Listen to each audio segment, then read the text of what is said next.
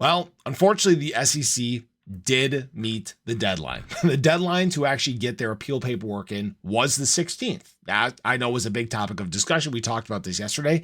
And behind closed doors, they did actually get their paperwork filed. But we actually did get a big partial win in this filing that everybody needs to know about. It sets a pretty big precedent for this industry. I'm Luckside. Welcome to the channel. If you guys are new or haven't already, make sure you hit that subscribe button down below. Hit that bell again. It's free to do. It'll keep you updated anytime there's new content live here on the channel. So one of the biggest points in this case was whether XRP itself was an unregistered security or not. And Judge Torres had previously ruled that XRP is not an unregistered security. And the great news is that although the SEC did meet the deadline and get their Schedule C, sorry, taxes, guys, their Form C paperwork in, they're not actually challenging XRP's non-security status. And that's a pretty big deal because what this means is that the SEC should not be able to come after tokens themselves, should not be able to come after the tokens themselves and claim that they are, in fact, unregistered securities, because now there's a big ruling, a big precedent that has been set, has been finalized. This is something that now cannot be changed and will live on in time. So that's a very big deal. Now, we need to talk about the things that are in fact being appealed by the SEC. First of all, they are addressing the allegations that Garlinghouse and Larson violated securities laws by offering and selling XRP, and that they aided and abetted Ripple's violations of those provisions. If you guys remember, the SEC did get a partial win in this case, basically stating that Ripple had violated securities laws by selling directly to institutions, by selling directly to investors, and that constitutes unregistered security sales, right? Now, where the big hangup is and where we really need a big win is this second part of the appeal.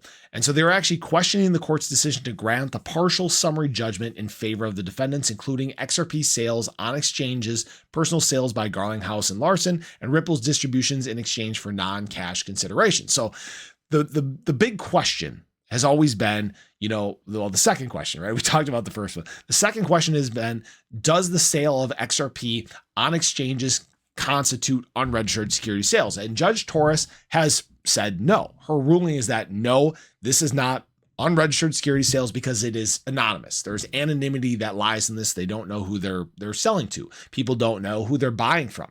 And this is a very big point, right? And this is the point of contention. This is the one that we need a big win in.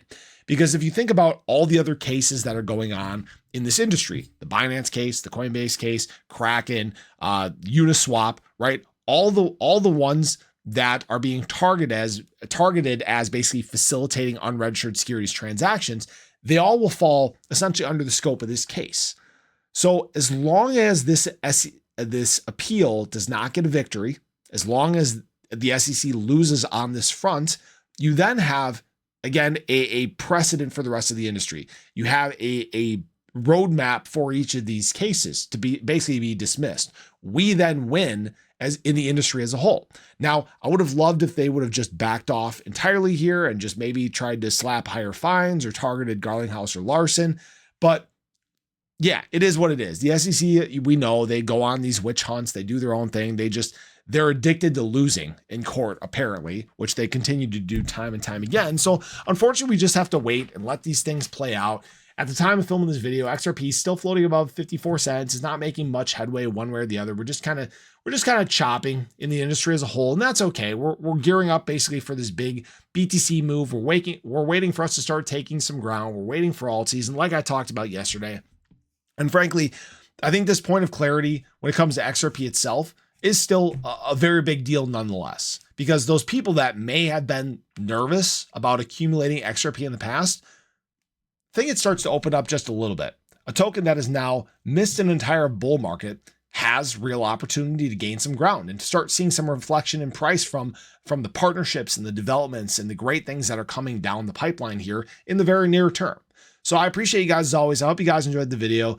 Would have loved if they would have just missed the deadline completely, but unfortunately they may not have been that prompt in this, but I guess they were prompt enough. So appreciate you guys. Let me know your thoughts below. Do you think this is a big deal? Does the SEC even stand a chance in this appeal at all?